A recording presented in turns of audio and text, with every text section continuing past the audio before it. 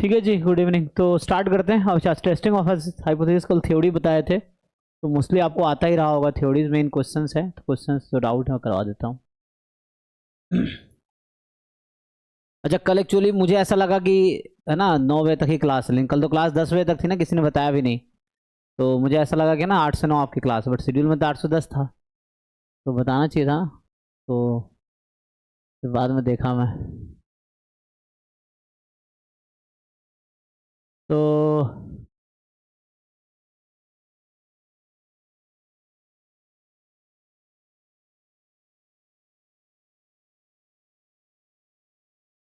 Testing तो open किया नहीं हमने ना, तो उसको ओपन करना पड़ेगा, तो ढूंढता हूँ।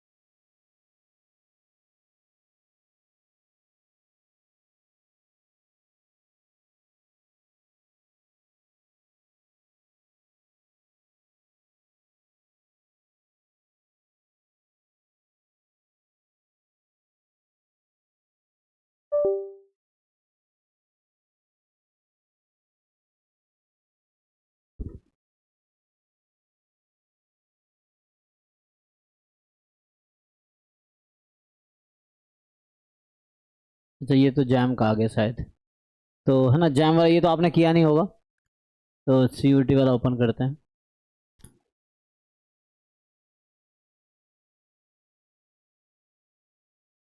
इसमें से आपके डाउट है ना, तो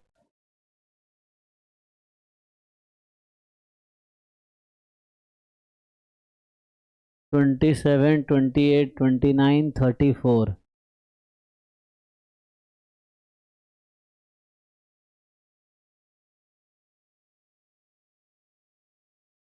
ये सब तो टॉपिक वाइज कर रहे हैं, आपको ईयर वाइज फॉर्मेट में भी सॉल्व करना है ना। जैसे 2025 सीयूटी पेपर, 2024, 23, 22, 21, लाइक पिछले 5 साल के सॉल्व कर लो, और उसको कम से कम 2-3 टाइम सॉल्व करो, सो दैट वो क्वेश्चन आपको फिल्टर हो जाएगा जो आपको नहीं आते, अगर ऐसा होगा तो। अदरवाइज सारा हो गया तो मीन्स ठीक है, आपकी तैयारी ठीक है। Then you can also solve JAM paper if you want. तो 27। मॉक टेस्ट में भी है sir, year wise PY Q.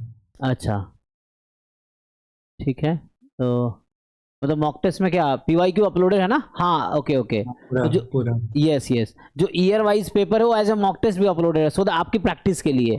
तो अगर आप वहां से भी सॉल्व करेंगे, जो डाउट होगा आपको पता चल जाएगा, यू कैन री अटेम्प्ट इट, और देन आप जो डाउट है वो डिस्कस करो, है ना? उसके लिए पूछना पड़ेगा आपको। तो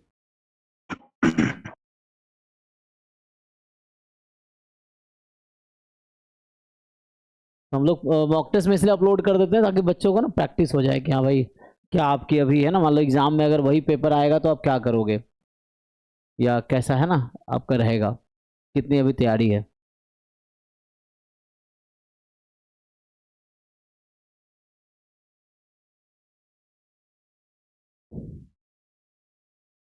the PDF of a random variable x is given by, है ना, तो 1/थीटा ई की power minus x by theta, ठीक है। तो in order to test theta is equal to 2 against theta is equal to 1, the random sample x1 x2 of size 2 size का random sample है, is drawn. The critical region आपको दे रखा है, तो आपको ऐसा दे रखा है कि reject H not, critical reason का मतलब होता है रिजेक्ट एच नॉट, है ना। तो आपको ये कंडीशन है एच नॉट को रिजेक्ट करने के लिए, x1 plus x2 more than equal to 9.5, then significance level of the test is. तो आपको क्रिटिकल रीजन तो पता ही है, तो मेनली आपको क्या करना है, अगर आप x1 का डिस्ट्रीब्यूशन आप देखेंगे तो क्या है, एक्सपोनेंशियल विथ रेट 1/थीटा, x2 का डिस्ट्रीब्यूशन भी एक्सपोनेंशियल विथ रेट 1/थीटा। तो x1 प्लस x2 का डिस्ट्रीब्यूशन क्या होगा जी, सम ऑफ टू एक्सपोनेंशियल, गामा 2,1/थीटा। तो ये गामा में 2,1/थीटा, ठीक है। नाउ अब ये लेवल ऑफ सिग्निफिकेंस जो होता है वो अपर बाउंड है साइज का, है ना। तो आप कोई बात नहीं, साइज का अपर बाउंड है ना, साइज निकालो, साइज निकालो या टाइप 1 एरर की प्रोबेबिलिटी निकालो, सिंपल वर्सेस सिंपल है। तो जैसे मैक्सिमम वैल्यू ऑफ जो टाइप 1 एरर है या साइज है या लेवल ऑफ सिग्निफिकेंस, तीनों इक्वल हो जाता है जनरली सिंपल वर्सेस सिंपल में। तो आप यहाँ समझो कि ये आपको यही निकालना है, probability of rejecting H naught when H naught is true. तो आपको निकालने हैं probability x1 plus x2 more than equal to 9.5 when H naught is true, तो व्हेन थीटा इज 2। तो यहाँ अगर मैं थीटा को 2 रखूँ, मैं बात कर रहा हूँ अंडर एच नॉट, ठीक है। सो अंडर एच नॉट क्या होगा, यहाँ लिखता हूँ देखो। तो हम बात कर रहे हैं under H not x1 plus x2 का डिस्ट्रीब्यूशन क्या हो जाएगा, एच नॉट में थीटा 2 है, तो 2,1/2। तो ये किसके इक्विवेलेंट होगा जी, काई स्क्वायर में। Gamma 2,1/2 is what in chi square, chi square 2 से काई स्क्वायर 2 या काई स्क्वायर 4, Chi square 4. है ना। तो हमने क्या बताया था कि जो गामा में है ना, देखा है ना ये पहले भी। तो gamma n/2 comma 1/2 is chi square n, ठीक है। तो आपके केस में अंडर एच नॉट क्या आया है, गामा 2,1/2, तो ये क्या होगा, n/2 2 है तो काई स्क्वायर 4, ठीक है। तो ये डिस्ट्रीब्यूशन काई स्क्वायर 4 है, तो हो तो गया प्रूफ। तो यहाँ से आ गया प्रोबेबिलिटी काई स्क्वायर 4। तो हमने अंडर एच नॉट कहा है, तो ये कंडीशन ऑलरेडी यूज कर लिया। Under this condition x1 plus x2 is chi square 4, तो chi square 4 is more than equal to 9। इसका यूज खत्म हो गया क्योंकि इसको हमने यहाँ यूज कर लिया, जब थीटा को 2 रखा ना तभी ऐसा हुआ, तो अंडर एच नॉट हमने कर लिया। तो यही है chi square 4 more than equal to 9.5, second option. इसमें कोई डाउट तो बताओ, ठीक है। तो सिंपल वर्सेस सिंपल आप ये समझना, लेवल ऑफ सिग्निफिकेंस पूछे या साइज ऑफ द टेस्ट पूछे या फिर टाइप 1 एरर की प्रोबेबिलिटी पूछे, तीनों एक ही बात है, अब तीनों सेम ही रहेगा।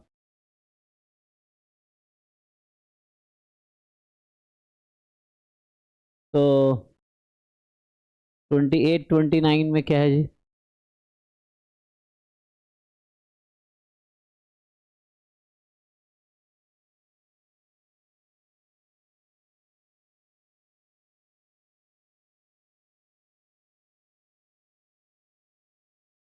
in a survey of 200 boys 75 were intelligent, तो 200 में से 75 इंटेलिजेंट है। Out of this intelligent boy 40 had an education from government school, okay. तो मतलब ये कुछ ऐसा है कि 200 में 75 इंटेलिजेंट है, बचे 1 कितना 125, है ना।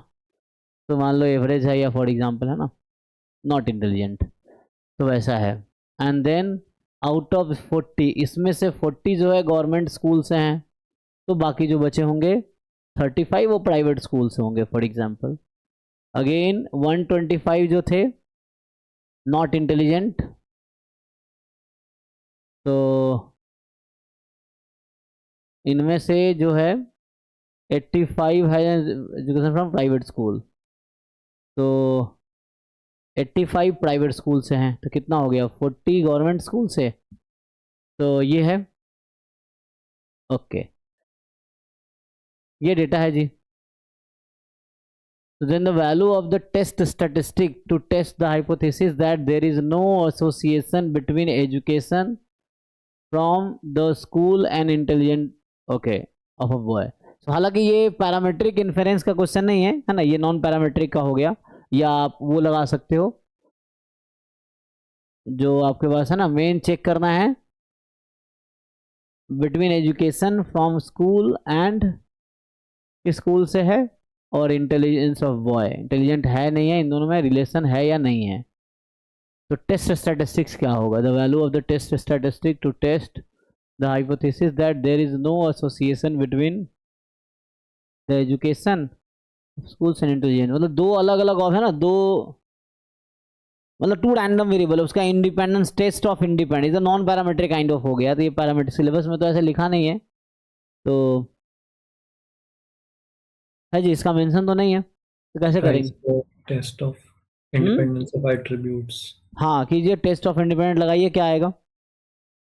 हो तो जा रहा है, बहुत लंबा हो रहा है. हाँ देखिए, हालांकि सिलेबस का पार्ट है, सिलेबस में ऐसा कुछ था नहीं, सिलेबस का तो नहीं है शायद, का स्क्वायर टेस्ट है ना. क्योंकि नॉन पैरामेट्रिक में क्या करते हैं ना ये लोग, सॉरी सीयूटी में ही थोड़ी दिक्कत है, क्या है उल्टा सीधा कहीं से भी क्वेश्चन दे देते हो, सिलेबस का हो ना हो, तो अगर बाद में क्लेम करोगे तो मे भी मार्क्स टू ऑल हो सकता है कि ये सिलेबस का पार्ट नहीं था, मतलब सिलेबस जो किया गया उससे तो नहीं है. तो काई स्क्वायर टेस्ट अगर लगाओगे देखो कैसे होगा, तो फॉर्मूला लगाओ उससे हो जाएगा ना, इनोवा इनोवा टेबल से आ जाएगा कुछ, उस तरह से करना चाहोगे, या कई सारे ऑप्शन हो सकते हैं. तो ऑब्जर्व माइनस एक्सपेक्टेड फ्रीक्वेंसी वाला से होगा ना. करो उसमें बताओ. हाँ तो इसमें लगाइए आप, काई स्क्वायर टेस्ट लगा लो, कोई बात नहीं, कि टू अलग अलग है ना वो है आपके पास, तो रिलेशन है या नहीं है उसको देखना है. तो उसे देखो आंसर क्या आता है.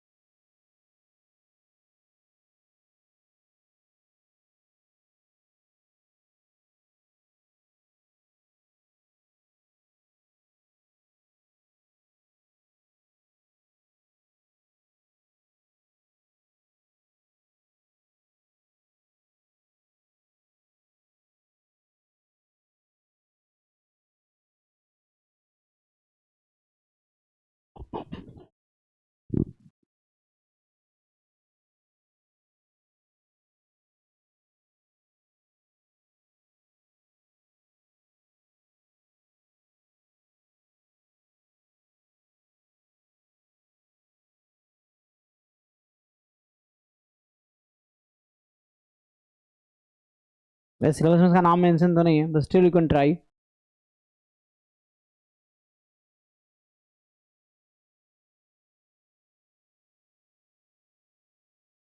8.89 आ जाएगा सर अप्रॉक्स. आ जाएगा ना, ठीक है. तो उसमें क्या लगा है, उसका जो टेस्ट स्टैटिस्टिक काई स्क्वायर का क्या, एक्सपेक्टेड माइनस ऑब्जर्व्ड का whole square upon observe minus expected का whole square upon expected. Okay. कम कर लिया. जिन लोगों ने काई स्क्वायर टेस्ट पढ़ा है नॉन पैरामेट्रिक में, तो उससे हालांकि सिलेबस में इसका नाम नहीं है लेकिन फिर भी पूछ लेते हैं, तब क्या करोगे.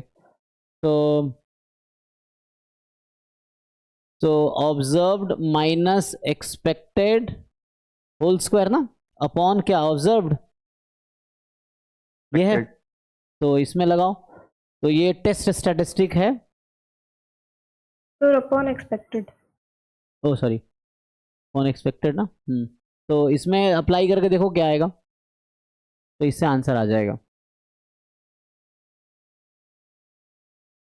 बट ये पार्ट ऑफ सिलेबस तो लिखा नहीं है, स्टिल पूछ लेते हैं, है ना. तो इस तरह क्वेश्चन या तो समझ आता है करो, नहीं तो छोड़ दो, है ना. वही ये टाइम ज़्यादा किल करने का जरूरत नहीं है तो एग्ज़ाम में.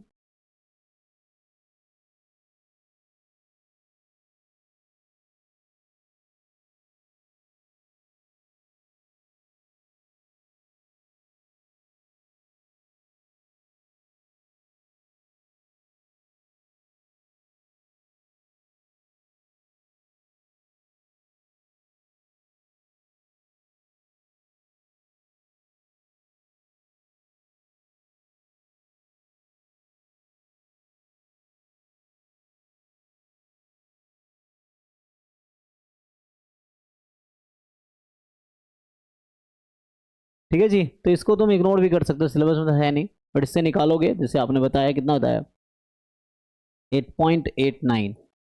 तो इसमें आपके पास क्या क्या गिवन है अगर आप सॉल्व करोगे फिर भी, तो जैसे इसमें मैंने हाँ लगाए हैं ऑब्जर्व्ड और एक्सपेक्टेड।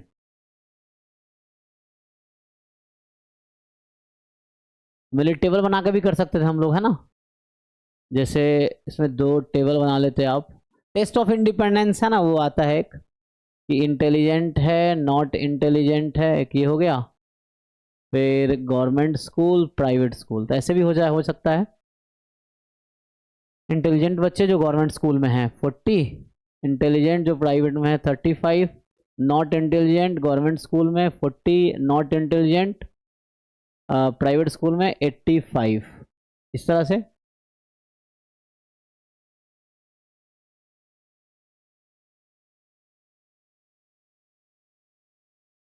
इसमें आपको ये निकालना पड़ेगा एक्सपेक्टेड, तो अब इसमें 2 हो गया ना, मतलब अब ये रो और कॉलम हो गया, तो आई जे करके लगा सकते हो।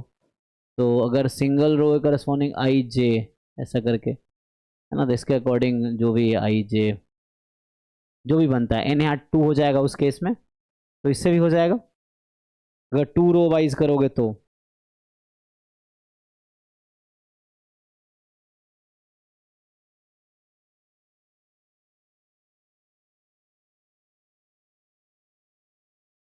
हो जाएगा ना, तो इसमें अगर लगाओगे इस तरह क्वेश्चन गेट में आए हैं, है ना, तुम्हारे गेट के पी वाई क्यू देखोगे उसमें आया हुआ है।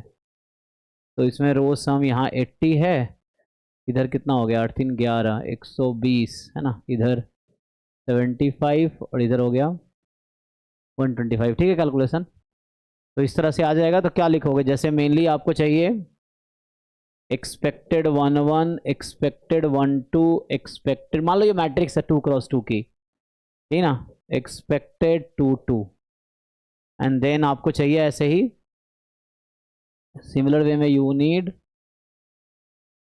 Observed 1 1, observed 1 2, observed 2 1 and observed 2 2, यही है। कितना आएगा जी? ऑब्जर्व दे ही रखा है, एक्सपेक्टेड निकालना है आपको। ऑब्जर्व ये है ना कि 1 1 1 2 2 1 2 2, तो ऐसा हो जाएगा 40 35, चेक करो 40 85, ऐसा कर सकते हैं क्या? ये एक्सपेक्टेड कैसे निकालोगे?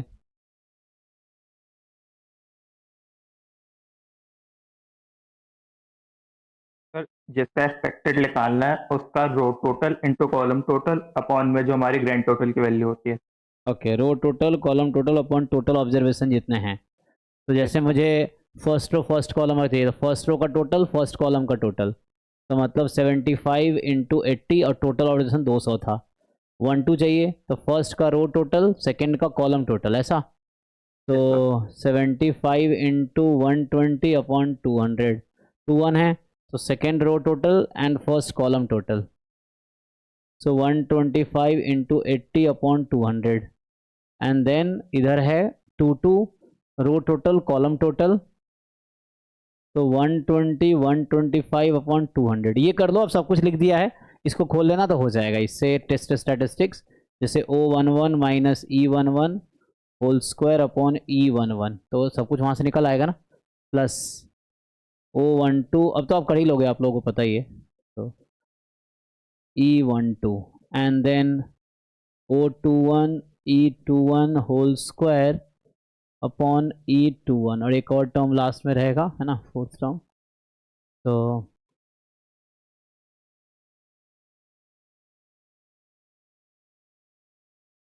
इसका फॉर्मूला भी होता है एक, क्या होता है? जैसे मतलब कि मतलब एट्रीब्यूट्स वाले उसमें पढ़ाते हैं। अच्छा, उससे भी कर सकते हैं ना। ग्रैंड टोटल इंटू एडी, मतलब ए बी सी डी ले लेंगे उसको। जी।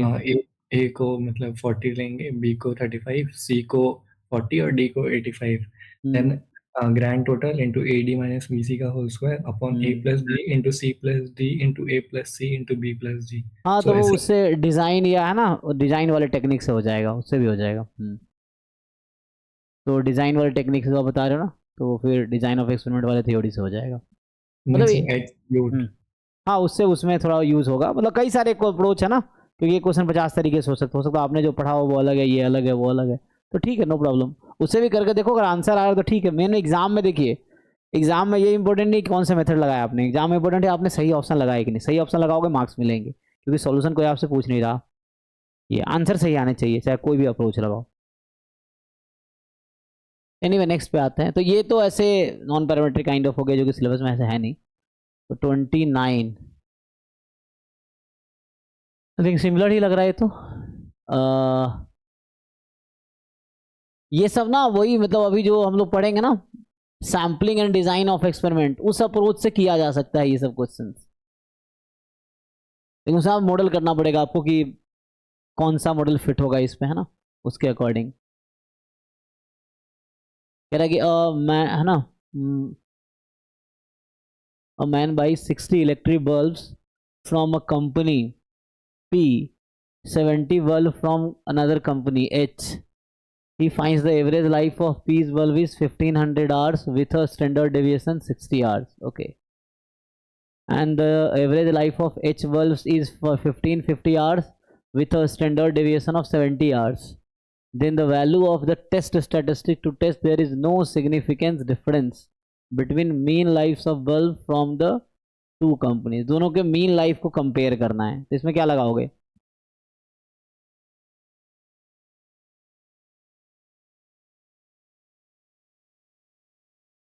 तो डिजाइन वाले कॉन्सेप्ट भी हो सकता है, बाकी कॉन्सेप्ट भी हो सकता है। लगा के देखो क्या आएगा, आंसर आएगा।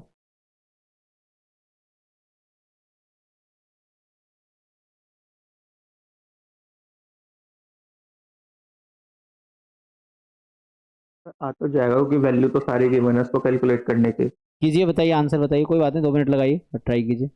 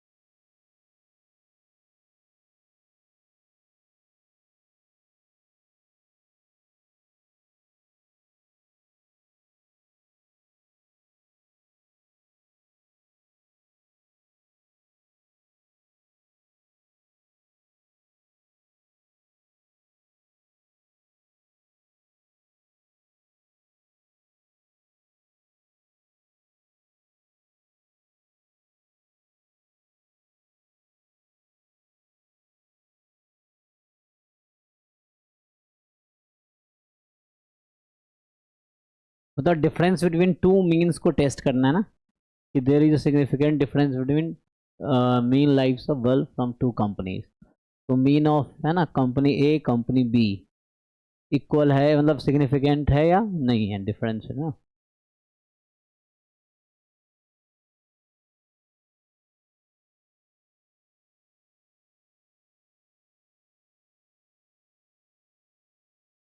इसमें दिया क्या है आपको, इसमें क्या क्या है, a man by 60 electric bulbs, तो एन क्या 60 है, तो कंपनी पी, अच्छा N1 60 है, N2 दूसरी कंपनी से 70 खरीदता है।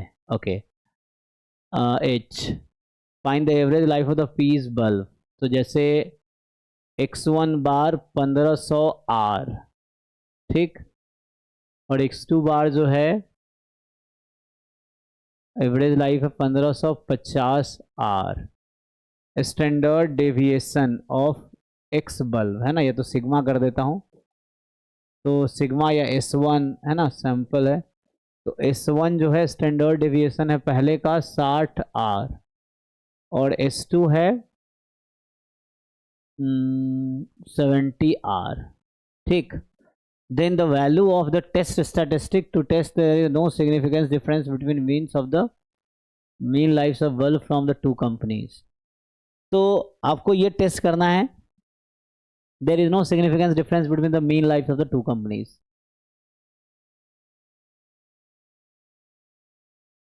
मतलब दोनों का मीन इक्वल है या डिफरेंट है, कहने का मतलब ये उस पे, या है ना, no significance difference between mean lifes of work from two companies.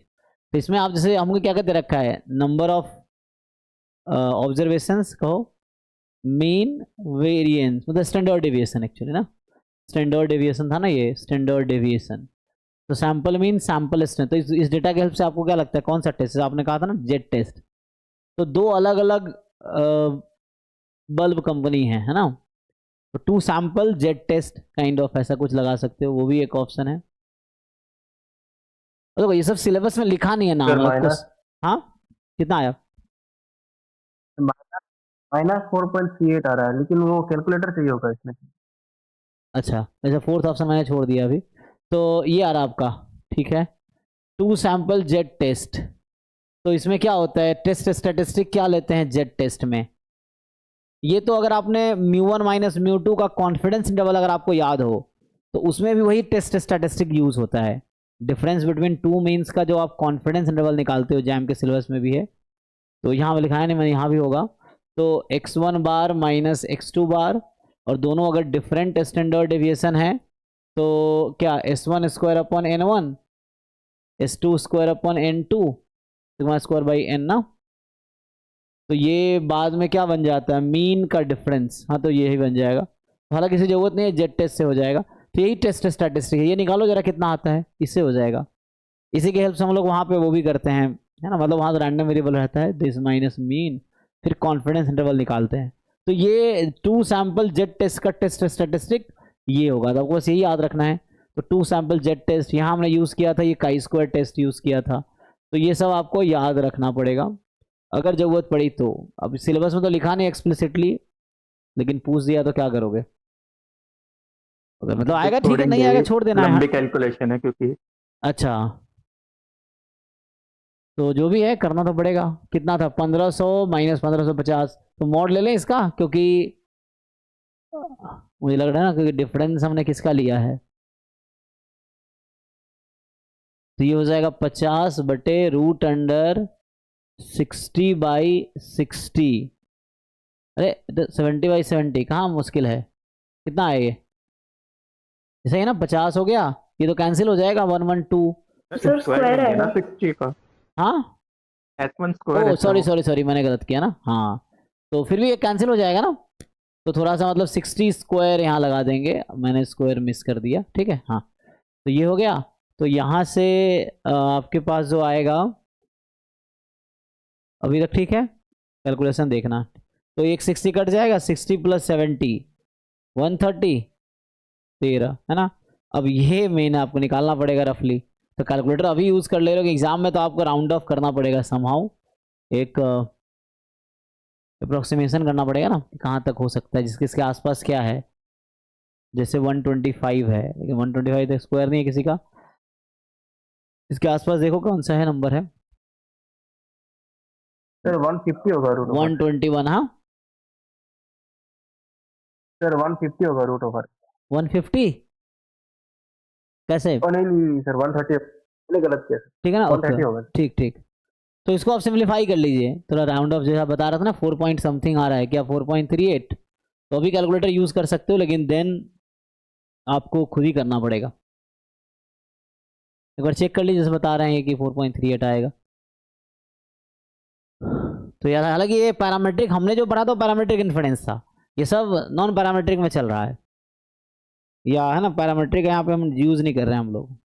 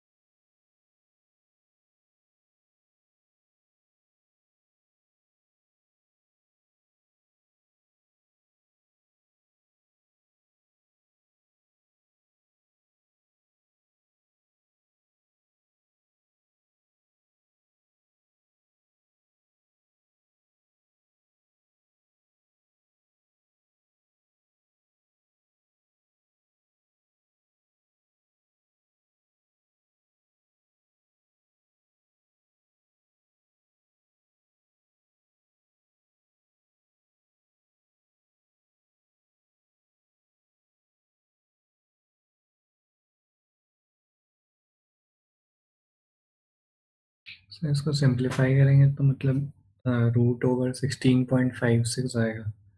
Okay ठीक है, तो 4 पॉइंट समथिंग आ जाएगा।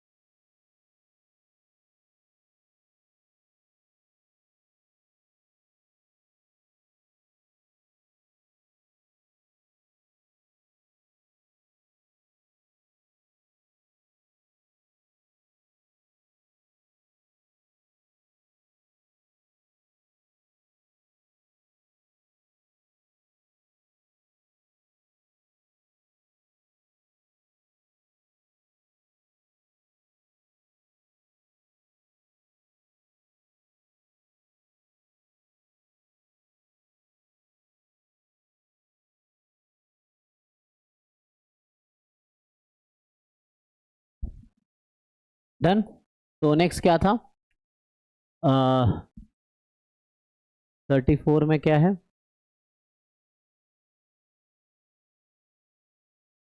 सिमिलर क्वेश्चन ही है। अब आई थिंक जो 27 था वही 34 है, सेम ही है। जैसे हाँ सिंपल आ जाएगा, मतलब इसका आंसर भी सेम ही होगा, बी ऑप्शन ही होगा। अब देखो मतलब सेम ईयर का क्वेश्चन है, तुम्हें नहीं आता तो दोनों नहीं होगा, आता है दोनों हो जाएगा, तो कुछ नया नहीं है इसमें, ठीक है ना। तो इसका आंसर भी यही हो जाएगा, बस नंबर बदल दिया। मतलब सही क्वेश्चन होगा। एग्जैक्टली क्वेश्चन सेम रखा, बस यहाँ 9.5 की जगह 6.5। वो कितना मेहनत करते हैं प्रोफेसर क्वेश्चन बनाने में। सर आंसर की में सी है। हाँ तो गलत है, कोई बात नहीं। नहीं सर, सी ही आएगा इसका सी आया आंसर। क्या? देख लेते हैं, एक और पहले पढ़ लेते हैं, ढंग से पढ़े नहीं क्या हमने। तो पूछा क्या है? ओ सॉरी सॉरी, पावर पूछा ना, यहाँ पावर पूछा है। पहले क्या पूछा था? पिछले बार में क्या पूछा था?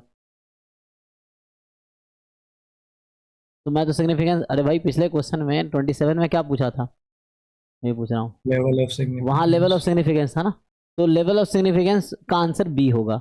बट ये पूरा क्वेश्चन मैंने पढ़ा ही नहीं, ऐसे ना गेस कर रहे थे। तो पढ़ लेना एक बार, कहने का मतलब ये है क्वेश्चन सेम, बस उन्होंने क्या पूछा है, यहाँ पे आपसे पावर पूछा है और यहाँ पे नंबर 6.5 है, दो चेंज है।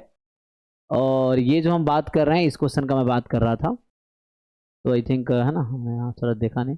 यहाँ आपसे सिग्निफिकेंस लेवल पूछा था और यहाँ 9.5 था, ठीक है ना। तो अगर वहाँ भी सिग्निफिकेंस लेवल पूछता है तो वैसा आंसर आएगा, पावर पूछेगा तो उसके अकॉर्डिंग चेंज होगा। देखिए तो ठीक है, पावर पूछ लिया तो चेंज करते हैं, कोई बात नहीं, उसके अकॉर्डिंग ट्राई करते हैं। तो पावर का फॉर्मूला होता क्या है? Probability of rejecting H0 when H1 is true, ठीक है। ये है सिंपल और सिंपल, मैक्सिमाइज करने की नीड नहीं है। तो प्रोबेबिलिटी, ये आपका रिजेक्शन रीजन यहाँ गिवन है x1, मतलब ये अगर सिग्निफिकेंस लेवल पूछा होता तो यही सही होता, लाइक अर्लियर क्वेश्चन। बट ये ध्यान देना यहाँ पावर पूछा है। तो 6.5 व्हेन H1 इज ट्रू, तो व्हेन थीटा इज 1। अब देखो फिर से x1 है एक्सपोनेंशियल 1 एंड x2 है, सॉरी एक्सपोनेंशियल 1 करना 1 थीटा, x2 एक्सपोनेंशियल 1 थीटा, और मुझे थीटा को 1 रखना है। तो अंडर h1 ये x1 प्लस x2, वैसे तो सम हो जाएगा 2,1 थीटा, तो ये हो जाएगा गामा 2,1। तो क्या आप इसको डायरेक्टली कन्वर्ट कर पाओगे उसमें, इसमें? क्या ये काई स्क्वायर बनेगा? अभी काई स्क्वायर बनेगा क्या? क्वेश्चन ये है, हाँ या ना? हाँ सर, 2 से मल्टीप्लाई करना होगा। अब मल्टीप्लाई, अब ये ऐसे नहीं बनेगा ना, ऐसे नहीं कर सकते। तो अगर हम 2 टाइम करेंगे, 2 टाइम x1 प्लस x2, तो ये गामा हो जाएगा 2,1/2। तो अब क्या आ जाएगा? तो फर्दर ये जो आपको बनेगा, तो ये जो 2 टाइम x1 प्लस x2 है, ये गामा मतलब ये जो गामा 2 का ऑन हो, ये काई स्क्वायर 4 हो गया। तो इसके लिए मुझे यहाँ 2 से मल्टीप्लाई, क्योंकि answer gamma sorry chi square ना, सॉरी, तो गामा से काई स्क्वायर मिलाना ना मुझे, तो ऑप्शन काई स्क्वायर में है, तो मुझे काई स्क्वायर बनाने के लिए इस फॉर्म में लाना पड़ेगा ना, जैसे हमने पहले लिखा था कि gamma n by two 1/2 is chi square n, तो ये 1/2 बनाना ही पड़ेगा। तो यहाँ जो प्रॉपर्टी हमने यूज किया है कि x इज गामा, है ना, मान लो अल्फा बीटा, तो के x is gamma alpha comma beta upon के, ये सब बेसिक रिजल्ट्स हैं गामा डिस्ट्रीब्यूशन के, तो उससे आ जाएगा। ठीक है,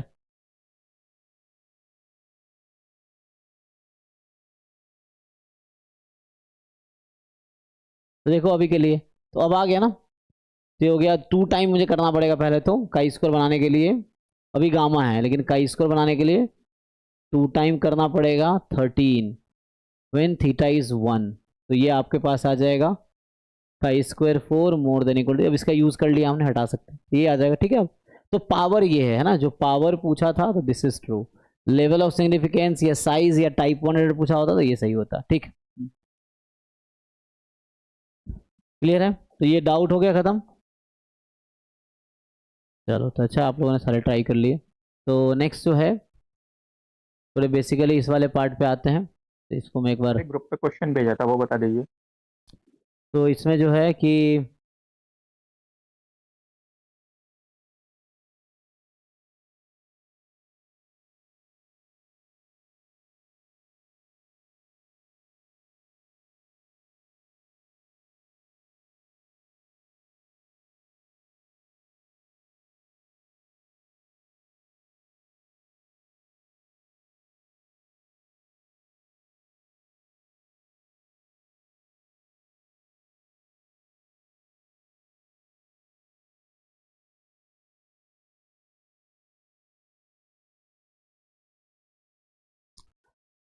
तो क्या है इसमें, इसमें पूछा है आपसे कि the minimum value of the correlation coefficient R in the sample of 27 pairs from a bivariate normal population, significance at 5% level is,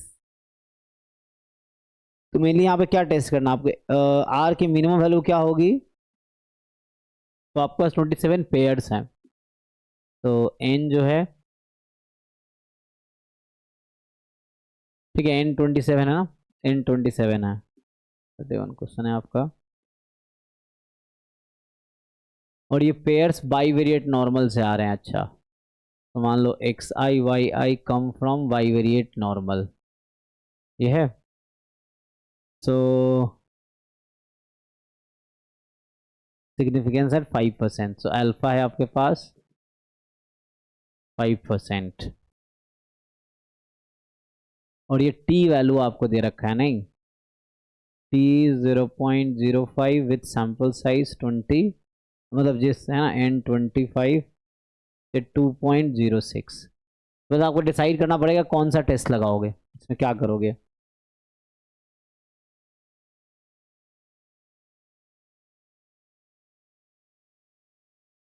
तो आर की मिनिमम वैल्यू क्या लेनी पड़ेगी, है ना, ताकि ऐसा हो जाए। तो दिया क्या है, minimum value of the correlation coefficient r in a sample of 27 pairs from bivariate normal. ठीक है, 27 पेयर्स हैं बाईवेरिएट नॉर्मल से, और लेवल ऑफ सिग्निफिकेंस 5% है, टी वैल्यू दे, मतलब कहीं ना कहीं टी टेस्ट लगाना है ये ना। तो इसमें कोरिलेशन का काम कहाँ पे आएगा, क्वेश्चन ये है, आपको देखना पड़ेगा क्या लगाओगे कोरिलेशन का यूज हो।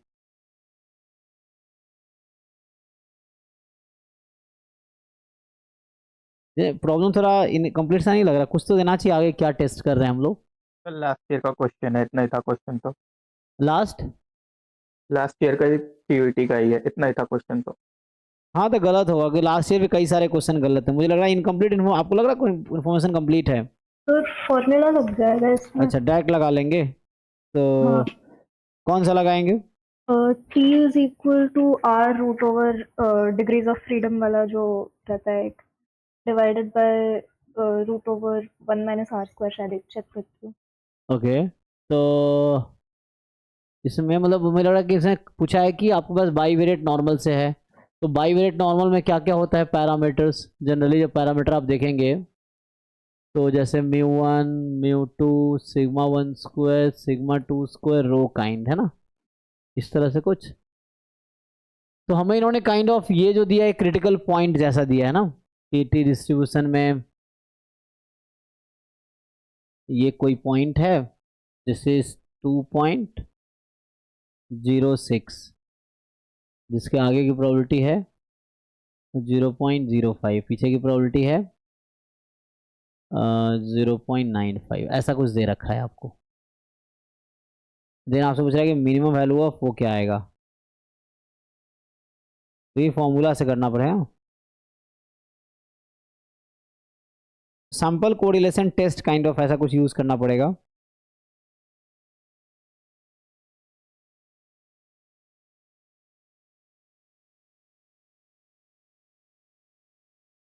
यहाँ पे जो मिलेगा बता रहे हैं, तो देखना पड़ेगा इसका थ्योरी क्या है ना। थोड़ी थ्योरी अगर देखेंगे कि इसमें मुझे, अच्छा आर लिखा ना इन्होंने, तो सैंपल कोरिलेशन है minimum value of correlation coefficient r in a sample, तो मतलब सैंपल कोरिलेशन की बात कर रहा ना। आर जो आपका है वो है सैंपल कोरिलेशन, इस तरह से। तो r is a sample correlation. T statistic का फॉर्मूला है इसके बेस। हाँ हाँ हाँ, वही टी स्टैटिस्टिक का कुछ फॉर्मूला मिलेगा, उससे आ जाएगा। R into under root degrees of freedom minus 2 r into under root, n minus 2 हाँ, upon under root 1 minus r square। R square. तो आपको एन तो पता है, एन 27 है, तो ये ओके है। आर आपको, तो इसका रेंज क्या होगा इस पे पता चल जाएगा।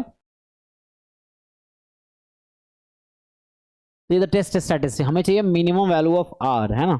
तो क्या कर सकते हैं हम लोग, सर तो वही हमें, वैल्यू पुट करके तो क्वाड्रेटिक इक्वेशन बन जाएगी।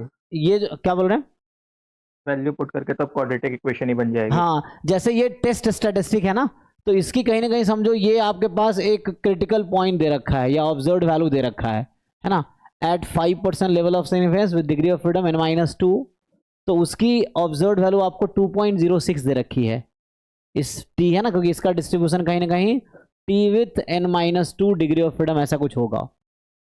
तो आपको इसकी वैल्यू दे रखी है, तो इसको अगर आप 2.06 के इक्वल पुट करेंगे, एंड आर आपको नहीं पता बट वो पता है ना, तो ये क्या हो जाएगा 5r upon root under 1 minus R square, ऐसा।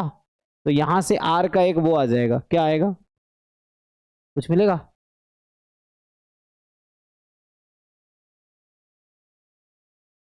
ग्रेटर देन 0.381 आएगा, बट कैलकुलेशन बहुत है इसमें। अच्छा हाँ, क्योंकि वैसे हम लोग क्वाड्रेटिक लगाएंगे तो जैसे अगर क्रॉस मल्टीप्लाई कर भी दे तो 5r is equal to 2.06 into root under 1 minus R square, ये तो है, यहाँ कैलकुलेशन आ जाएगा, स्क्वायरिंग बोथ साइड करेंगे। सो 25r स्क्वायर इज, फिर 2.06 का स्क्वायर करना पड़ेगा, इसको मल्टीप्लाई करना पड़ेगा आपको, यहाँ 1 माइनस आर स्क्वायर, फिर ये क्वाड्रेटिक आ जाएगी। तो आप राउंड ऑफ इसको कर सकते हैं आर को, कि राउंड ऑफ क्या आएगा, एंड देन उसके अकॉर्डिंग यू कैन सी कि ऑप्शन में था, तो क्वेश्चन तो ग्रुप में भेजा था ना हमने, तो ऑप्शन में ये था कि मिनिमम वैल्यू ऑफ कोरिलेशन, तो उसके अकॉर्डिंग पता चलेगा किससे लार्जर है ना। इसमें सबसे लार्जर तो 3.81 है, किससे लार्जर है उससे आ जाएगा। तो जैसे बता रहे हैं आप, क्या आएगा 3.81 से ज़्यादा आएगा 0.381 से, तो जो भी वैल्यू आएगी मोर देन 0.381, ऐसा कुछ। ये थोड़े कैलकुलेशंस हैं। इस यूटी का थोड़ा ये दिक्कत है ना, एक तो इसमें 10-15 क्वेश्चन ऐसे ही होते हैं, या तो बाहर के होंगे या गलत होंगे या out of syllabus kind of होता है, तो उसको इग्नोर करना नहीं आता होगा इनिशियली, तो देन यू जब टाइम बचे तो करो एटलीस्ट, यू है ना, यू करेक्ट दोज क्वेश्चन, तो आप जानते हो उसको करेक्ट करो, सही से करो। मतलब 75 क्वेश्चन है ना, अगर 50 क्वेश्चन भी सही सही कर लोगे तो 200 प्लस मार्क्स आ जाएगा।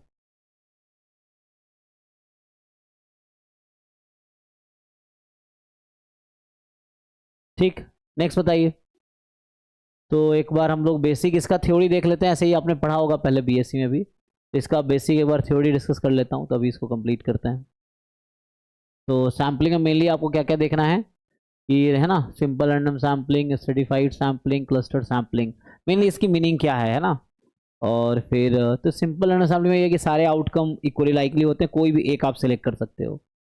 आई थिंक स्ट्रेटिफाइड में क्या होते हैं, अब स्ट्रेटा बनाते हो वहाँ पे होमोजेनियस ग्रुप का, एंड देन जो तीसरा है क्लस्टर सैम्पलिंग में, you make a cluster and cluster में be the group of heterogeneous objects, ऐसा हेट्रोजीनियस ग्रुप। तो ऐसा कुछ थ्योरी है एंड देन कुछ फॉर्मूला है। तो देखो मैं लिखा देता हूँ। अच्छा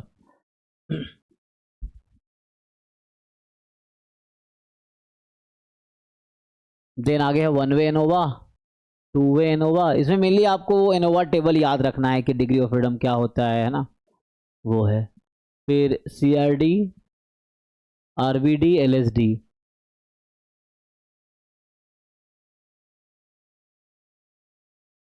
and 2 square and 2 cube factorial experiment. तो ये सब देखना है।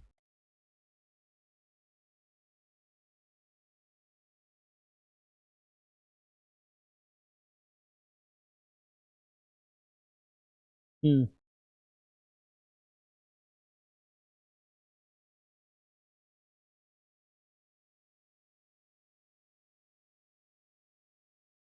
तो मेनली क्या होता है इसमें, आप जानते होंगे सबसेट और पॉपुलेशन। जनरली हम लोग यहाँ जो अक्सर ये बात होगी ना, तो पॉपुलेशन क्या होता है, a large collection of object, या है ना total collection of object under consideration या अंडर स्टडी।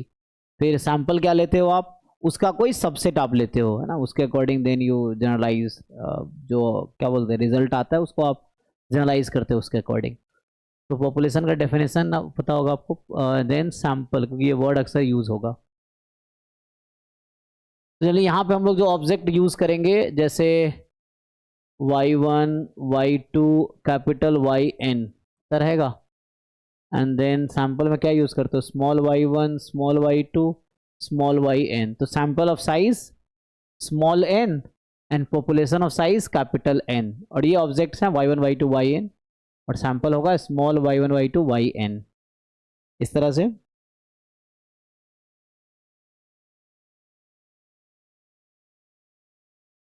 तो कोई सैम्पलिंग, सिंपल रैंडम सैम्पलिंग कब होगा, तो अगर हम बात करें सिंपल रैंडम सैम्पलिंग की,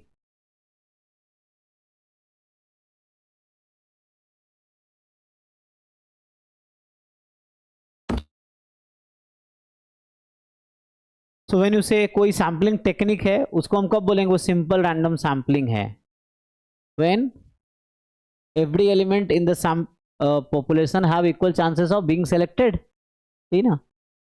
तो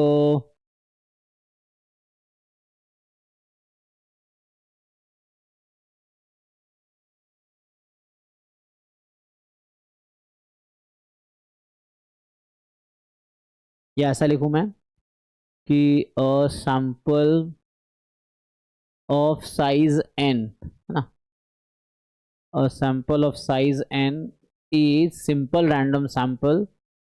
देखो सैम्पलिंग एक टेक्निक है ना, सैंपल आप समझ रहे हो, you are taking subset of population. तो सैम्पलिंग एक टेक्निक है ना, अ टेक्निक ऑफ, ये तो ऐसा लिखूं,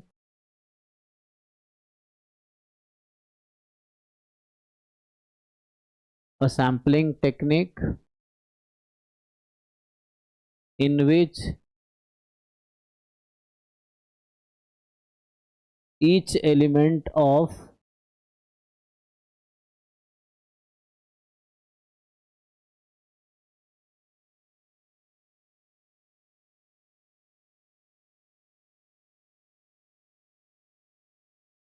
selected, है ना, या पॉपुलेशन के ईच एलिमेंट के इक्वल चांस है being selected in the sample, ऐसा ना, तो इक्वल चांस रहेगा।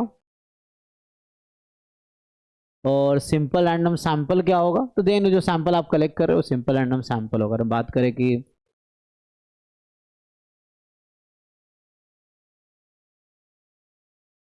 इसमें क्या होगा, a group of small n object, जैसे कि डेफिनेशन हम देखें फॉर्मल में, तो कहता है कि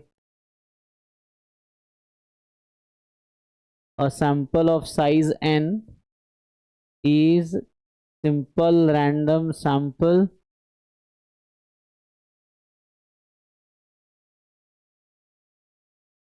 if and only if every possible subset of size n, every possible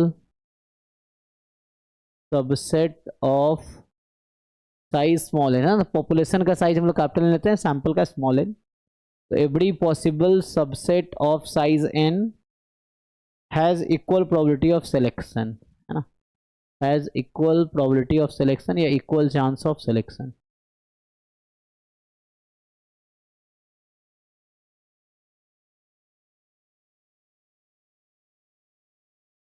यही चीज़ है। तो मेनली जो इसमें आएगा, इसमें दो तरह के केसेस आते हैं, एक आता है simple random sampling with replacement और एक simple random sampling without replacement. तो ये वर्ड आपने पहले भी सुने होंगे, with replacement without replacement. With में क्या है कि जो एक कोई फर्स्ट मान लो ड्रॉ में जो ऑब्जेक्ट आया इट में बी रिपीटेड, एंड विदाउट में है कि रिपीट नहीं करेगा, ठीक ना, so that will be taken out and then remaining में से आप सेलेक्ट करेंगे सेकेंड यूनिट। तो इस तरह से है simple random sample with replacement without replacement.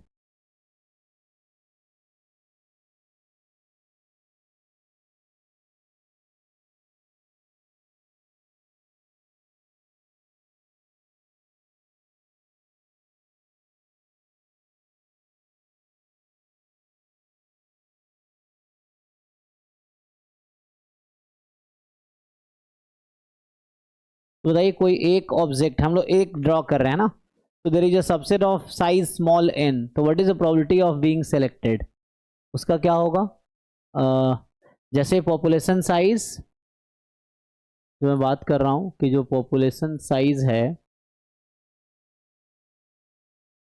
Capital N है और सैंपल मुझे ड्रॉ करना है स्मॉल n का, so total number of combination of n objects taken, the small n object taken from capital N objects कितने बनाए जा सकते हैं विदाउट रिप्लेसमेंट। विदाउट रिप्लेसमेंट कितने होंगे, विथ रिप्लेसमेंट कितना होगा,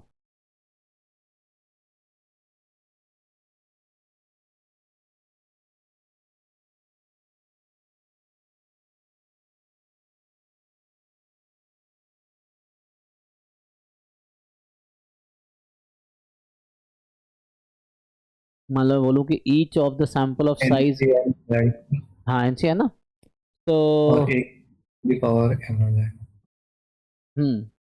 मतलब ये कहना चाह रहा है कि मान लीजिए जैसे मुझे कैपिटल में स्मॉल एन सेलेक्ट करना विदाउट रिप्लेसमेंट, तो टोटल नंबर ऑफ वेज होगा, total number of possible sample with replacement, तो ये आ जाएगा n विदाउट रिप्लेसमेंट ना, विथ में तो हो जाएगा कि n की पावर n, ऐसा एक मिनट जो है हमारे पास कितना होगा कि पहला सैंपल चूज कर रहे हैं,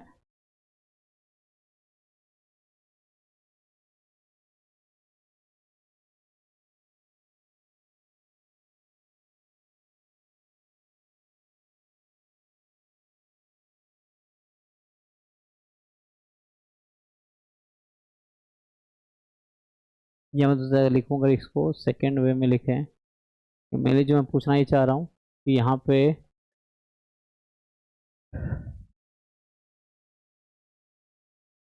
हाँ मतलब ऐसे था n चूज n,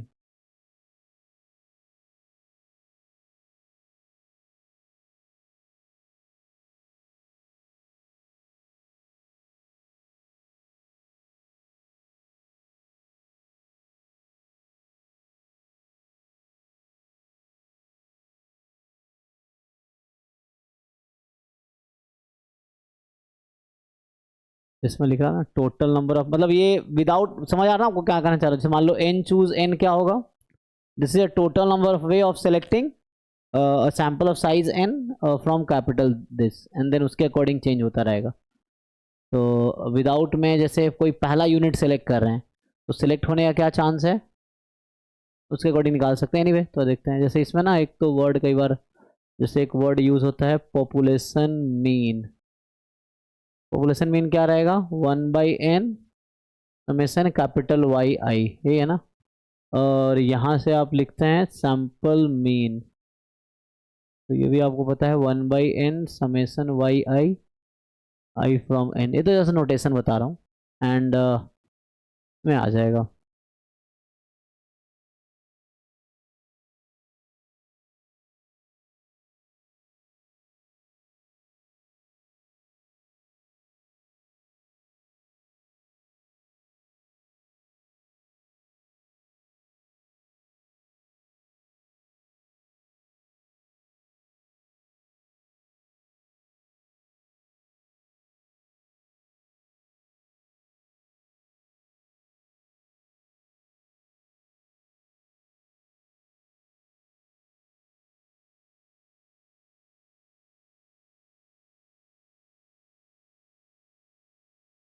जैसे शुरू में लिखा था टोटल पॉसिबल सैंपल, तो टोटल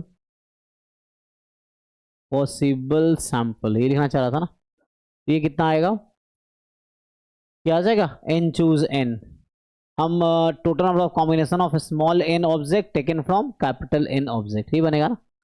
तो इस तरह से आ जाएगा। And probability of selecting any particular sample, probability of selecting any particular sample। तो टोटल आपके पास इतने सैंपल है और किसी पर्टिकुलर सैंपल को सिलेक्ट होने का क्या चांस होगा? सो 1 out of n choose n, ये बनेगा। इससे आ जाएगा।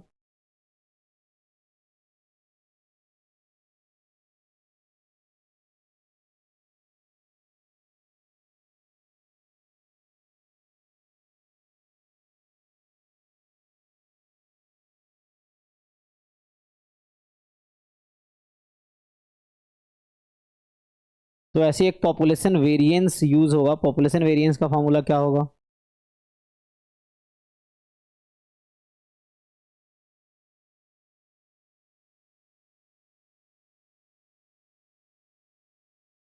तो आगे थोड़ा सा ऐसे रिजल्ट होता है, जैसे जो ये इसका नाम है स्मॉल वाई बार लिखेंगे और इसको हम लोग कैपिटल वाई बार लिखेंगे, है ना। तो डिनोट करने के लिए ऐसा भी लिख सकते हो वाई एन, है ना, वाई एन बार, इस तरह से। तो ये सैंपल मीन जो होता है वो क्या होता है? Unbiased estimator of population mean होता है। तो प्रूफ तो नहीं करेंगे बट यहाँ पे डायरेक्ट रिजल्ट लिखूंगा। ये जो सैंपल मीन है ये अनबायस्ड एस्टिमेटर होगा पॉपुलेशन मीन का। और ये पैरामेट्रिक इन्फरेंस में भी होता है, सैम्पलिंग में भी और पैरामेट्रिक इन्फरेंस में भी ऐसा होता है।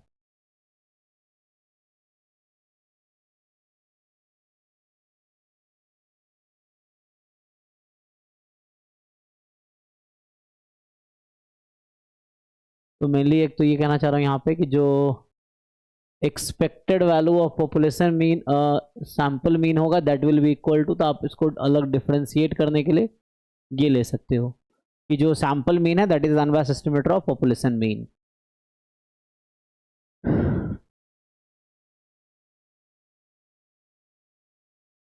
और वेरिएंस ऑफ सैंपल मीन क्या आएगा? जैसे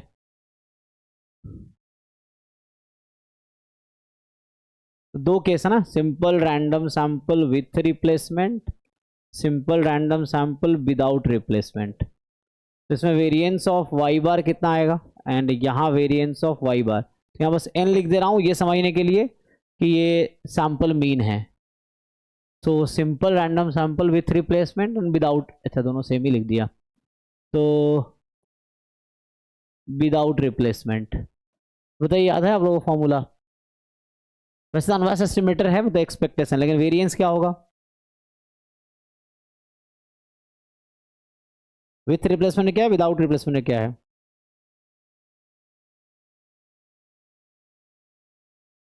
तो विथ रिप्लेसमेंट में आएगा s² n और विदाउट रिप्लेसमेंट में s² n इंटू एक फैक्टर भी मल्टीप्लाई होता है, क्या है वो factor? 1/small n minus 1/capital finite N। Population correction, है ना। तो ये आएगा 1 - small n by capital N। तो बेसिकली ये फॉर्मूला यही सब ऑप्शन में आ जाते हैं डायरेक्टली स्ट्रेट फॉरवर्ड, ठीक है। तो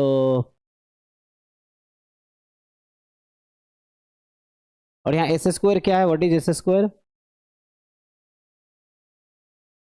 ये जो एस स्क्वायर है वो क्या है,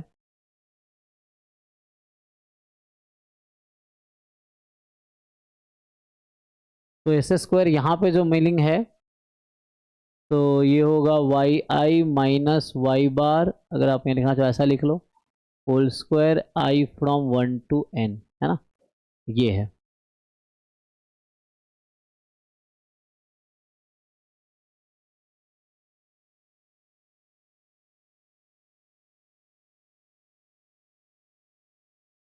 और दोनों केस में सैंपल मीन अनबायस्ड एस्टिमेटर है ना, और यहाँ पे वेरिएंस आपको दे रखा है।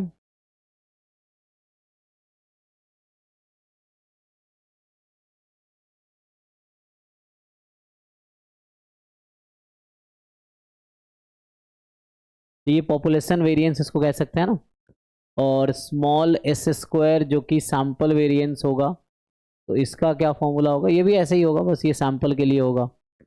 तो 1/n-1 summation Y I minus Y N bar whole square I from 1 to n, ठीक है, ये आ जाएगा।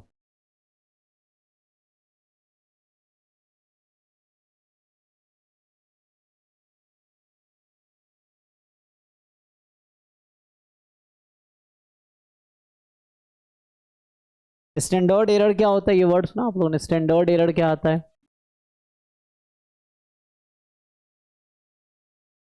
तो मेनली जो क्वेश्चन ज़्यादातर मिलेंगे आपको ये फॉर्मूला बेस्ड ही क्वेश्चन आएगा, PYQ देखो पता चल जाएगा कि डायरेक्ट वो स्ट्रेट फॉरवर्ड है ना, रहता है, फॉर्मूला बेस्ड क्वेश्चन है। तो स्टैंडर्ड एरर क्या मिलेगा हमें,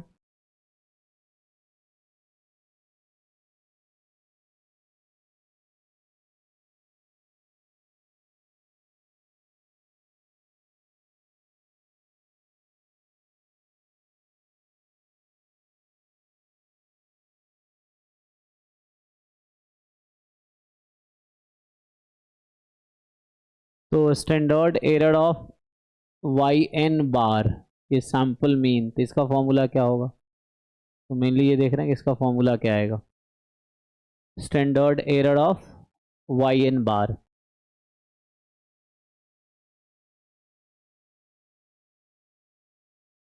अंडर विदाउट रिप्लेसमेंट कह लो, तो इसी में लिख देता हूँ विदाउट रिप्लेसमेंट वाले में इसके साथ ही, ठीक है। तो इसके अकॉर्डिंग क्या आ जाएगा, तो इसका जस्ट रूट आ जाएगा, है ना, और कुछ नहीं है, इसका स्क्वायर रूट ले लो,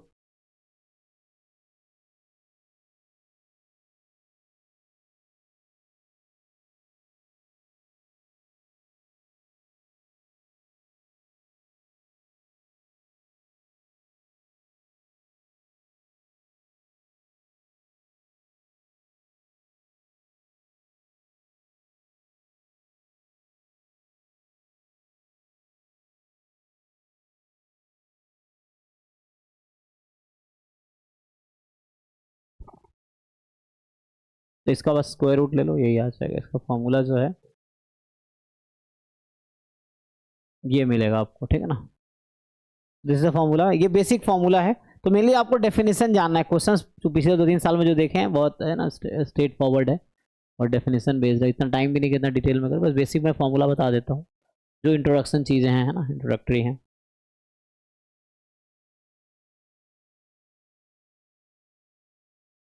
देन नेक्स्ट जो आता है बेसिक स्टोरी है सिंपल रैंडम सैम्पलिंग, इसमें ये है कि बस each unit of population will have equal chances of being selected, है ना, तो कोई एक पर्टिकुलर यूनिट है तो 1/N चांस है उसका सैंपल में आने का। विदाउट रिप्लेसमेंट है तो नेक्स्ट हो जाएगा 1/N-1, विथ रिप्लेसमेंट है फिर से 1/N रहेगा एंड सो ऑन। अगर नेक्स्ट बात करें नेक्स्ट सैम्पलिंग टेक्निक में क्या होता है, जो नेक्स्ट आपके सिलेबस में है,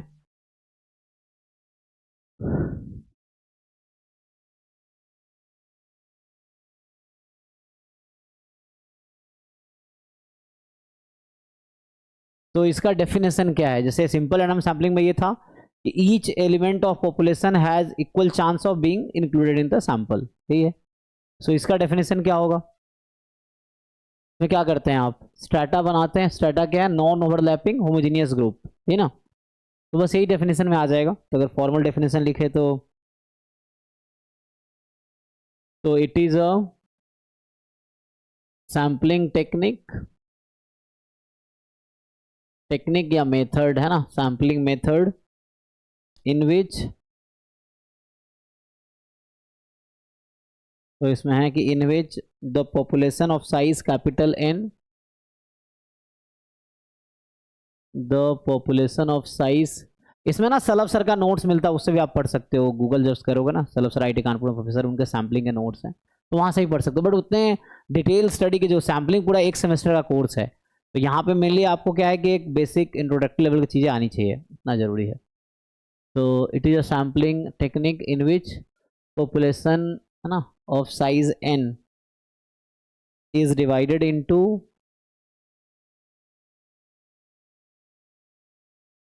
this is divided into non-overlapping,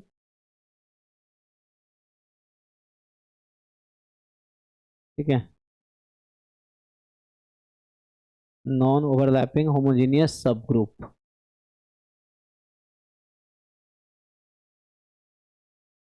जिसको हम लोग, है ना, वही कहते हैं स्ट्रैटा। तो strata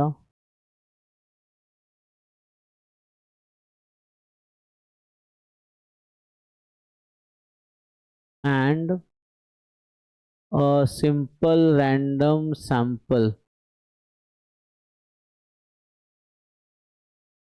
is drawn from each strata, ठीक है। तो ये इसका डेफिनेशन हो गया, that we might be knowing, है ना, कि it is a sampling technique in which the population of size N is divided into non-overlapping homogeneous, है ना, subgroups, जिसको strata बोलते हैं, and a simple random sample is drawn from each strata, या है ना stratum बोल सकते हो, सिंगुलर फॉर्म है इसका।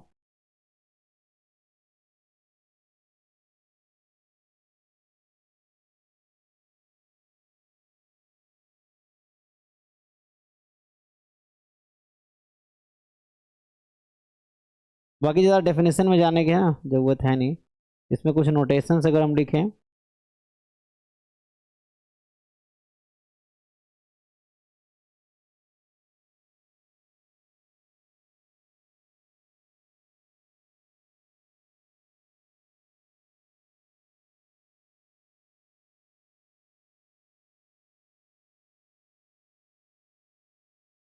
तो मेनली इसमें कुछ नोटेशन जो यूज़ होगा वो, जैसे मैं आगे कुछ फॉर्मूला लिखूंगा, कहता है कि मान लो if population is divided into, तो कई बार डेफिनेशन बेस्ड भी क्वेश्चन रहते हैं ना, ऑप्शंस होगा एंड देन इस तरह की चीज़ें, इसी में से कुछ पूछ लेगा 4 ऑप्शन में। अब पॉपुलेशन इज डिवाइडेड इनटू, मान लो L स्ट्रैटा, है ना, तो नोटेशंस क्या आएगा? तो कुछ नोटेशंस हैं, जैसे कैपिटल NH, ये है, इसका क्या मतलब है? स्मॉल NH का क्या मतलब है? देन कैपिटल N हम लोग क्या लेंगे उस केस में? ओके, सो कैपिटल NH देखते हैं ये क्या है। तो ये है साइज ऑफ HH, है ना, तो H यहाँ इंडेक्स है, स्ट्रेटम, यहाँ भी कर सकते हो, ये सिंगुलर फॉर्म स्ट्रेटम है, प्लूरल फॉर्म स्ट्रेटा है ना, ये आ जाएगा। नहीं, ये तो ठीक था, यहाँ पे बात कर रहे थे ईच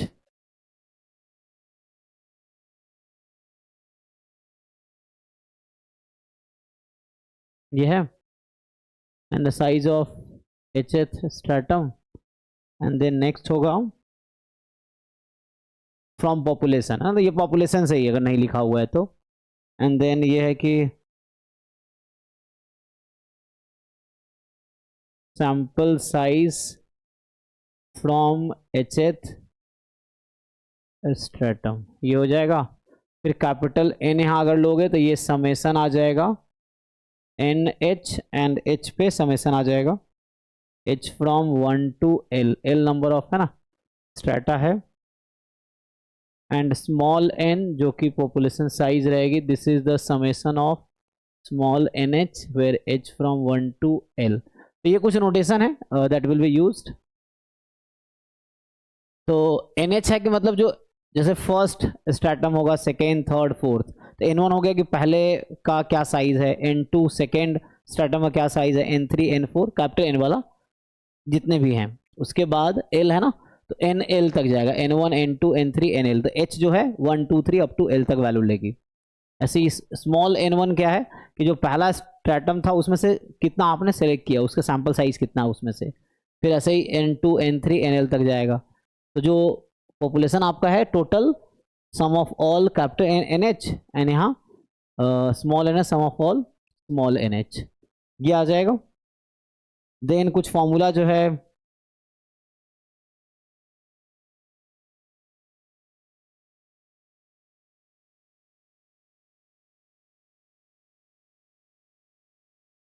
थी तो बहुत सारी हैं, बट उसको मैं अब इस तरह स्किप करता हूँ, मेनली जो इंट्रोडक्टरी चीज़ें वो बताता हूँ।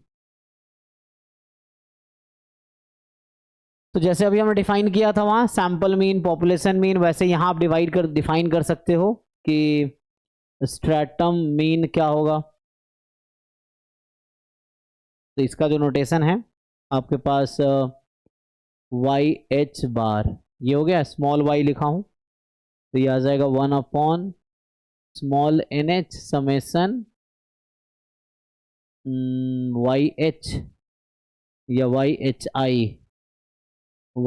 आई है ना, जो भी होगा उसमें से आप स्ट्रेटा जो भी आएगा उस सबका सम आ जाएगा।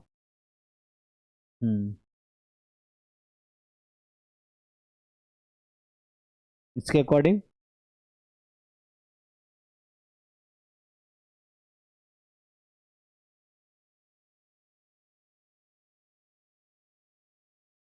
आई जो भी है जितने भी मिलेंगे उसके अकॉर्डिंग समेसन आ जाएगा।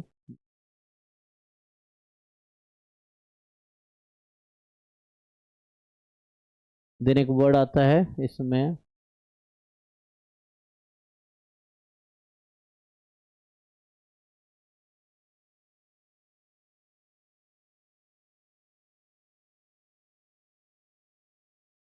Population mean estimator.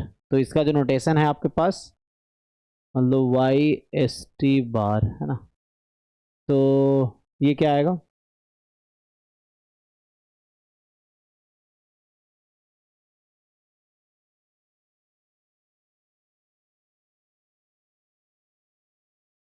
तो यहाँ पे जो आएगा summation W H into Y H bar है ना, एच की वैल्यू आ जाएगी 1 to एल, या डब्लू एच क्या है तो वेयर, यहाँ पे मैं लिख देता हूँ वेयर डब्लू एच का जो फॉर्मूला है आपके पास that is the capital N H upon capital N. तो कैपिटल एन यहाँ डिफाइंड है और कैपिटल एन एच ऊपर डिफाइंड था, ठीक है। तो ये कुछ नोटेशंस हैं है ना जो मैं यूज़ कर रहा हूँ, stratum mean, population mean estimator, then W H उसमें यूज़ हुआ है। अब अनबैस्ड क्या है, तो ये जो एस्टिमेटर हमने डिफाइन किया है, this estimator is the unbiased estimator. तो यहाँ से expectation of Y S T bar निकालोगे तो कितना आएगा, if you find the expectation of this estimator, तो ये पॉपुलेशन मीन के इक्वल आ जाएगा, ठीक है, that will be population mean. And इसका वेरिएंस कितना आएगा अंडर विदाउट रिप्लेसमेंट है ना, तो ये है इन विदाउट रिप्लेसमेंट करना पड़ेगा ना।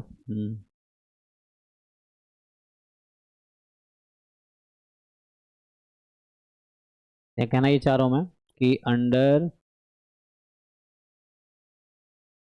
Simple random sampling without replacement in strata, तो स्ट्रेटा के अंदर हम लोग लगा रहे हैं simple random sampling without replacement है ना, या विद इन स्ट्रेटा कर सकते हैं। So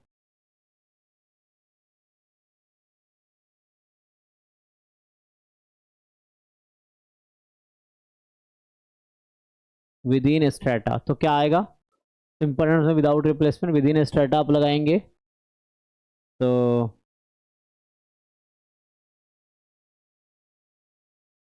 what will be variance of under this condition we want variance of y bar S T, इसका फॉर्मूला क्या है। तो मेरे लिए ये सब ना पूछा जा सकता है एग्जाम में, देखेंगे तो जहाँ एक्सप्लेन होगा ये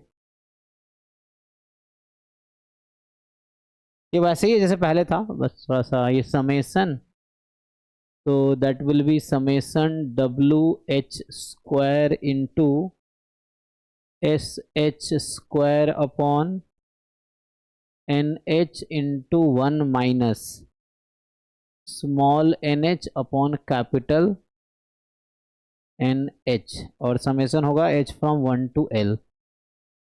इसका प्रूफ आपको बुक में मिल जाएगा, तो यू कैन से प्रूफ, है ना। तो ये आ जाएगा एच फ्रॉम 1 to L आ जाएगा, ठीक है।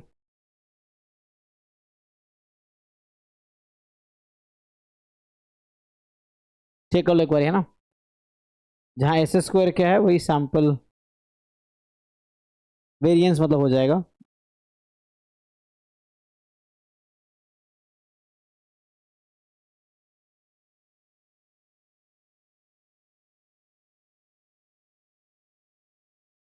तो बेसिकली यही मेनली नोटेशन, मेन तो मैं डेफिनेशन बस लिखने वाला था, बस ये कुछ नोटेशंस हैं जो लिख दिया हमने। तो अभी आपको यहाँ पे ना इंट्रोडक्टरी चीज़ें जाननी, मेन डेफिनेशन जाननी है, डेफिनेशन पता है उसके बेस पे ही क्वेश्चन होगा। पीवाईक्यू करो ना, फिर हम डिस्कस करेंगे अगर जरूरत पड़ी तो, और अदरवाइज ये बेसिकली इतना ही डिस्कस करते हैं कि क्या डेफिनेशन है, सिंपल रैंडम सैम्पलिंग क्या है, स्ट्रेटिफाई क्या है ना। आगे आपका जो नेक्स्ट है क्लस्टर सैम्पलिंग क्या होती है, इसका डेफिनेशन क्या है।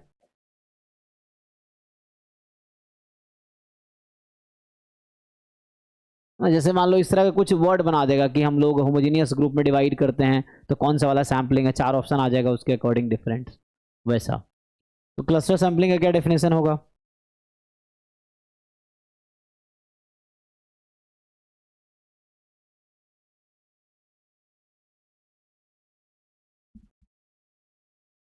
जिसमें आप क्लस्टर बनाएंगे, है ना, तो क्लस्टर क्या होता है, हेट्रोजीनियस ग्रुप ऑफ, है ना, ऑब्जेक्ट फ्रॉम पॉपुलेशन, वैसा बनेगा।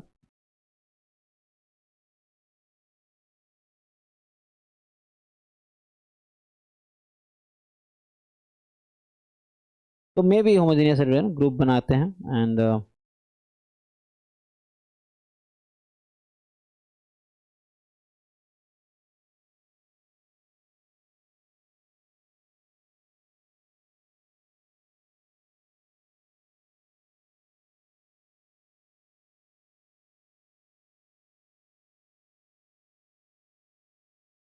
इसका डेफिनेशन लिख देता हूं। So it is a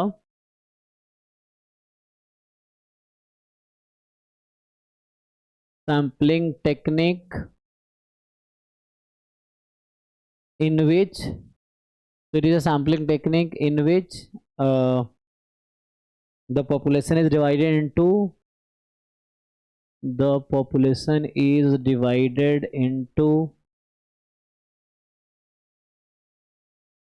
so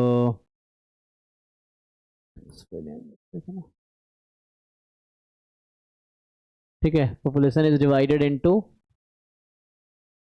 groups, या बोलो हेट्रोजीनियस ग्रुप्स, क्योंकि वहाँ ऐसा कोई ध्यान नहीं रखते, जैसे रैंडमली हम लोग ग्रुप बनाते हैं, so may be homogeneous may be heterogeneous, but ये है कि जो हम लोग स्टेटा बना रहे थे वो होमोजीनियस ही होना चाहिए, यहाँ कोई ज़रूरी नहीं है ना। तो डिवाइडेड इनटू ग्रुप्स, अब मे बी होमोजीनियस और हेट्रोजीनियस ग्रुप्स, है ना। सो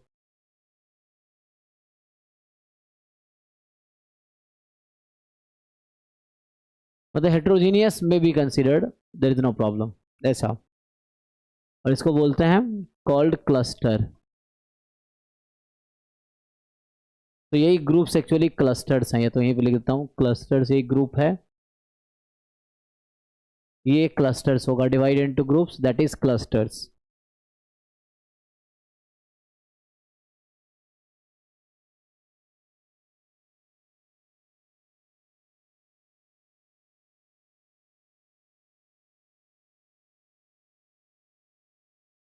and a sample of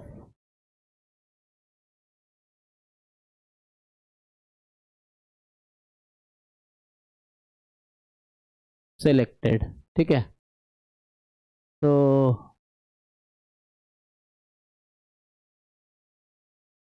is selected ना, तो sample of cluster is selected at random, ऐसा होगा। तो इस टेक्निक में क्या कर रहे हैं हम लोग कि it is a sampling technique in which the population is divided into groups, है ना, विदाउट एनी ये कंसिडर करना होमोजीनियस हेटेरोजीनियस कुछ नहीं, तो उसको क्लस्टर बोलेंगे, वे भी हेटेरोजीनियस है ना, तो allowed heterogeneous and a sample of cluster is selected at random, या सेलेक्टेड रैंडमली, वही बात है। तो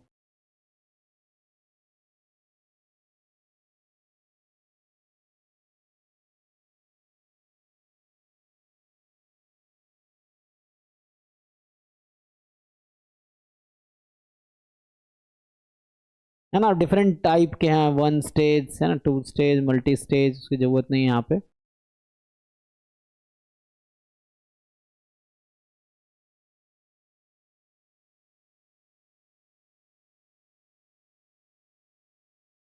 तो इसमें जो कुछ नोटेशंस होगा, जैसे इसका नोटेशन है, मान लो अगर हम लोग n लेते हैं तो यहाँ पे n है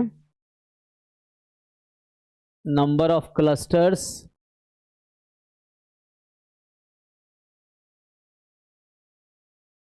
इन पॉपुलेशन, ठीक है। फिर स्मॉल n आप कंसिडर करेंगे नंबर ऑफ सेलेक्टेड क्लस्टर्स, है ना, तो number of selected clusters, then next और नोटेशन आएगा, मान लो यहाँ पे एम एच या एम आई ले लो, है ना, एम एच भी ले सकते हैं लाइक अर्लियर, तो एम आई मान लीजिए, तो एम आई का मतलब है size of ith cluster,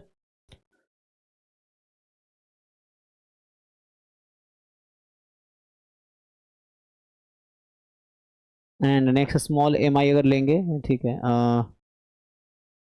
capital M आपके पास है समेशन ऑफ एम आई, ये जो भी आएगा जितने भी आपने क्लस्टर्स बनाए उसके अकॉर्डिंग, तो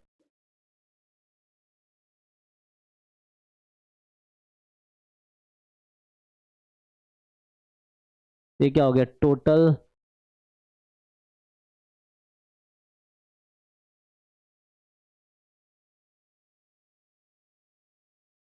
यहाँ आई कहाँ से कहाँ तक लोगे, M I the size of ith cluster, I from 1 to n, ये टोटल पॉपुलेशन साइज, यहाँ नोटेशन हमने चेंज कर दिया, तो ये एम हो जाएगा टोटल पॉपुलेशन साइज, ऐसा आ जाएगा, ठीक है।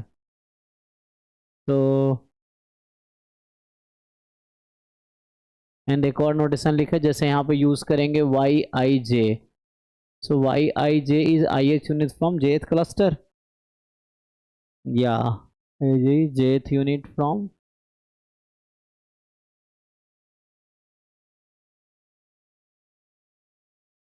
तो ये कुछ नोटेशन है जो हम लोग यूज करेंगे अभी फॉर्मूले में। तो यहाँ पे है N, capital N, small N, M I, capital M, यहाँ capital M total population size हो गया, ठीक है।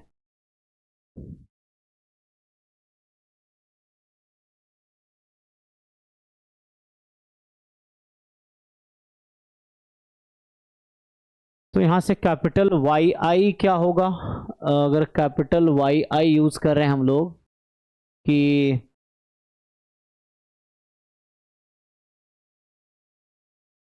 क्लस्टर टोटल, है ना,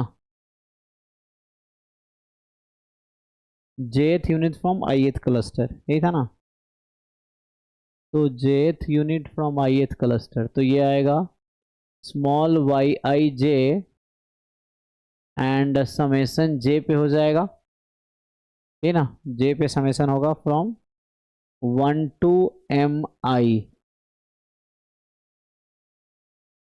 क्योंकि एम आई क्या था, साइज ऑफ ith क्लस्टर, तो ऐसा आ जाएगा, ये है क्या, तो this is actually cluster total, है ना।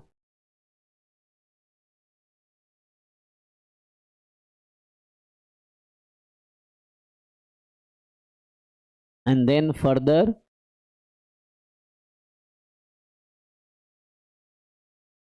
टोटल पॉपुलेशन जो होगी वो कितनी आ जाएगी, capital Y I and summation over I, I जो भी होगी।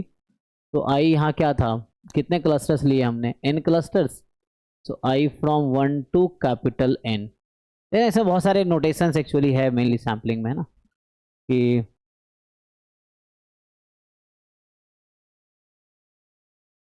तो मेनली आप डेफिनेशन याद रखना, बाकी बहुत कुछ पढ़ोगे तो इतना टाइम तो है नहीं कितना डिटेल में कर सको। तो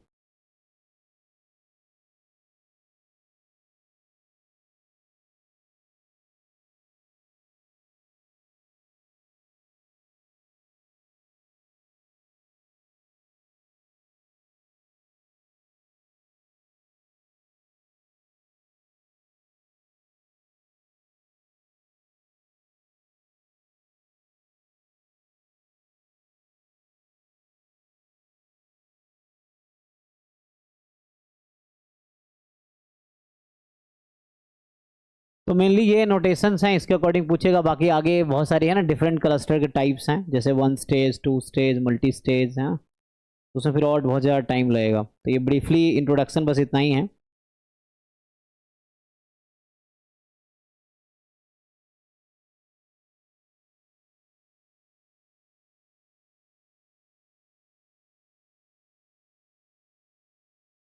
तो मेनली अभी के लिए मैं आपको ये कहूँगा कि तीनों का डेफिनेशन याद रखो, इस पे बेसिक क्वेश्चंस आपको मिल जाएगा, ठीक है ना। तो जस्ट रिमेंबर डेफिनेशन कि, तो ये हमने डेफिनेशन लिखे थे, सिंपल रैंडम सैम्पलिंग का डेफिनेशन लिखा था। This was definition of simple random sampling, then this is definition of stratified sampling and this is a cluster sampling. तो मेन डेफिनेशन आप याद रखो, बाकी देखते हैं, बाकी पीवाई क्यू सॉल्व करो फिर देखते हैं आगे। तो नेक्स्ट क्या है आपके पास, नेक्स्ट जो है इसमें 1 वे एनोवा एंड 2 वे एनोवा, ये क्या होता है। तो इसमें ज़्यादातर क्वेश्चन जो आता है एनोवा टेबल पे आता है कि वो डिग्री ऑफ फ्रीडम किसका क्या है। तो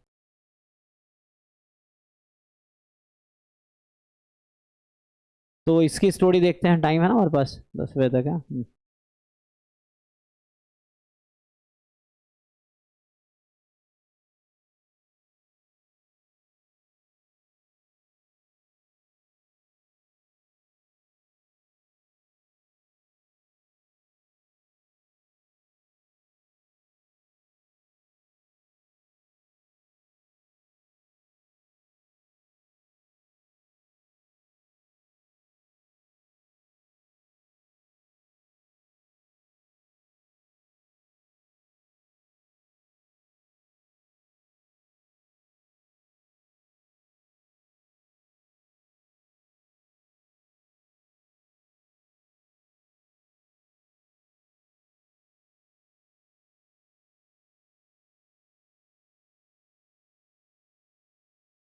तो क्या होगा, डेफिनेशन कैसे डिफाइन करो, इसकी 1 वे एनोवा होता क्या है, हाउ टू डिफाइन।